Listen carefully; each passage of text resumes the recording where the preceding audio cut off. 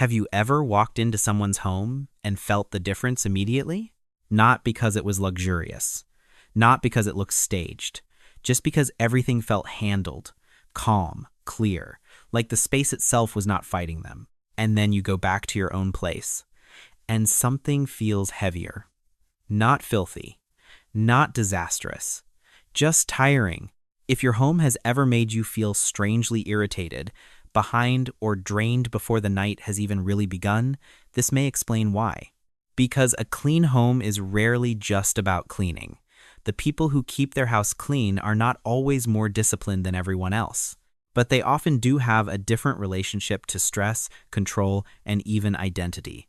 And once you see that, you stop looking at clutter the same way. What most people do not realize is that your brain is constantly reading the room you live in, not emotionally, not metaphorically, literally.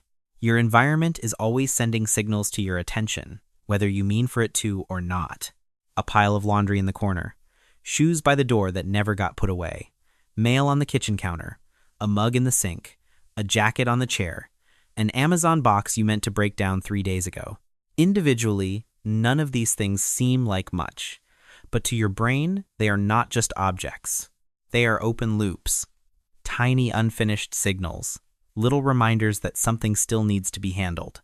And the strange part is this. Clutter does not stop affecting you just because you got used to seeing it. You may stop consciously noticing the dish, the pile, the stack, the mess on the floor, but your attention does not fully stop negotiating with it. Part of your mind is still tracking it, still registering it, still spending energy on what has not been completed. That is why a cluttered space can make you feel mentally tired without you fully understanding why. It is not always dramatic. Sometimes it is just that, like even when you are sitting still, something around you is still asking for something. And over time, that matters. Because attention is not endless. Mental energy is not endless. The more unfinished signals your environment keeps throwing at your brain, the more your focus gets divided, thinned out, quietly worn down. So when people say a messy room is not a big deal, that is not entirely true. It may not look urgent, but mess does not just take up space in your home. It takes up processing space in your mind, and that helps explain something else that people often misunderstand. People who clean regularly are not always doing it because they love cleaning.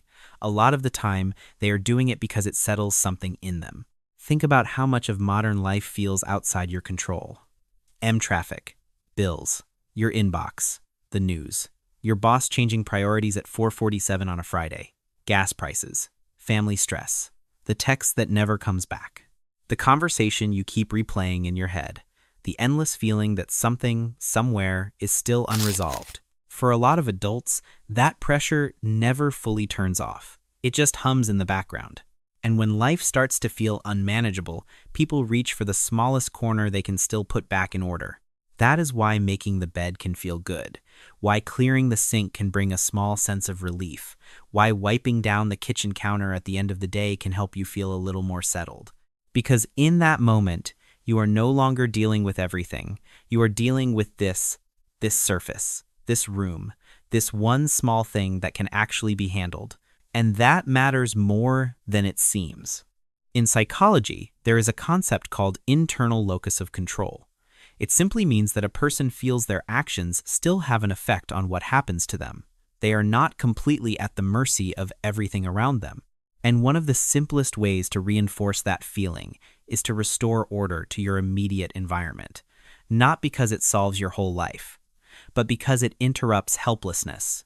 It reminds your nervous system that you are not powerless, that there are still things you can influence, still things you can reset, still things you can bring back into order with your own hands.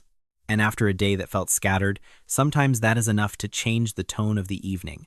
And that leads to something even deeper. Because when most people think about a consistently clean home, they assume discipline is the whole story. But usually, it is not. The deeper force is identity. The way you keep your space is often tied to the way you see yourself. And once a person starts telling the same story about themselves over and over, their behavior tends to follow it. If someone keeps saying, "I'm just messy," that does not stay a description for very long.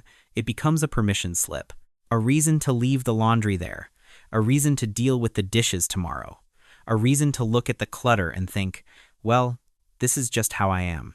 And the hard part is that once a story feels familiar, it starts to feel true. But every habit is also a story you are rehearsing about who you are. That works both ways. Every time you make the bed, even when no one is coming over, you are giving your brain a small piece of evidence. Every time you put something back instead of leaving it out, that is evidence too. Every time you clean up after yourself in the moment instead of waiting until later, you are reinforcing a different version of yourself. Not a perfect person, not an obsessive person, just a person who resets their space before chaos gets a vote. And that is how identity changes. Not through one dramatic promise, not through shame, not through deciding that tomorrow you will suddenly become a totally different human being. It changes through evidence. Through small actions repeated often enough that your brain begins to update its picture of who you are. And once that starts happening, the behavior no longer feels like a fight every single time. It begins to feel more familiar, more natural, more like something you do without turning it into a debate. That is the part people miss. What looks like discipline from the outside is often just repetition that has settled into identity. And when that happens, what once felt like effort can eventually start to feel like self-respect. And this becomes especially powerful when it shows up early in the day, because the first thing you do in the morning tends to set a tone. It is not magic. It is not some perfect morning routine fantasy. It is simply that your brain notices first signals. So if the first signal of your day is that something has already been handled, that matters. The bed is made. The blinds are open. The kitchen looks reset instead of abandoned. The coffee starts brewing, and while it brews, you clear the counter. A small task gets finished, and your brain registers that finish. That is part of why these rituals are so effective. They create a completion loop. You do something simple, you see the result, and the day begins with a quiet sense that movement is possible. One thing got done, then maybe another thing does too. And over time, that matters more than people think. Because consistency is not the same thing as compulsion. A lot of people hear someone talk about keeping a clean home and immediately jump to the same conclusion. Isn't that just OCD? Not necessarily. There is a big difference between being grounded by order and being trapped by fear. Liking a clear sink, a made bed, or a room that feels settled does not automatically mean something is wrong. For many people, it simply means that order helps them function better. It helps them think, it helps them breathe, it helps them move through the day with less friction. That is very different from a pattern that feels intrusive, distressing, and impossible to turn off. So when we talk about people who keep their house clean, we are not automatically talking about obsession. Most of the time, we are talking about routine, repetition, a rhythm that helps life feel less chaotic. And that is an important distinction, because when a habit supports your life, it does not shrink you. It steadies you. It helps you begin the day with less noise, less resistance, less negotiation. This is not about being ruled by fear. It is about being steadied by rhythm. And this is where the subject becomes more delicate, because clutter is not always just clutter. Sometimes it is simply what life looks like when too many things have been asking for your energy at once. A difficult week, a stretched season, a mind that has been occupied for too long, a person who has kept functioning but has had less and less left over for the quiet work of maintenance. And that is why a home can begin to change in ways that seem small from the outside but do not feel small from the inside. The dishes stay there a little longer. The laundry remains unfolded. The counter slowly fills with things that were only meant to stay there for a moment. Not because the person does not care, but because overwhelm rarely announces itself in dramatic ways. More often, it shows up as a gradual loss of capacity. You still go to work. You still answer people. You still do what needs to be done. But somewhere in the background, your ability to keep resetting your own space begins to thin out. And then the meaning of home starts to shift. It no longer feels entirely like a place of return. It begins to feel like another environment in which something is waiting, something unresolved, something deferred, something quietly asking for attention. That is why clutter can feel heavier than it looks. You come home at the end of the day, and before you have even sat down, the room is already presenting you with a series of unfinished conversations. The pan in the sink, the clothes on the chair, the mail on the counter, the objects that never found their way back home. None of it is catastrophic. But taken together, it can create a subtle psychological effect, the feeling that rest has not quite begun yet. One of the loneliest modern feelings is coming home and still not feeling off duty. And after a while, clutter stops being a neutral backdrop. It begins to participate in your stress. Because when your environment keeps presenting your mind with what is unfinished, your body does not fully receive the message that it can let go.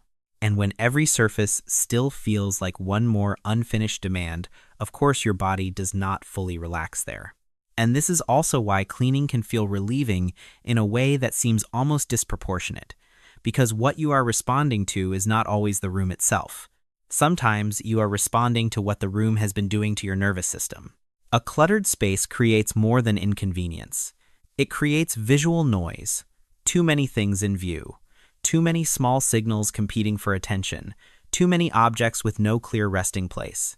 And even when each individual item seems harmless, together they can create a feeling of subtle overstimulation.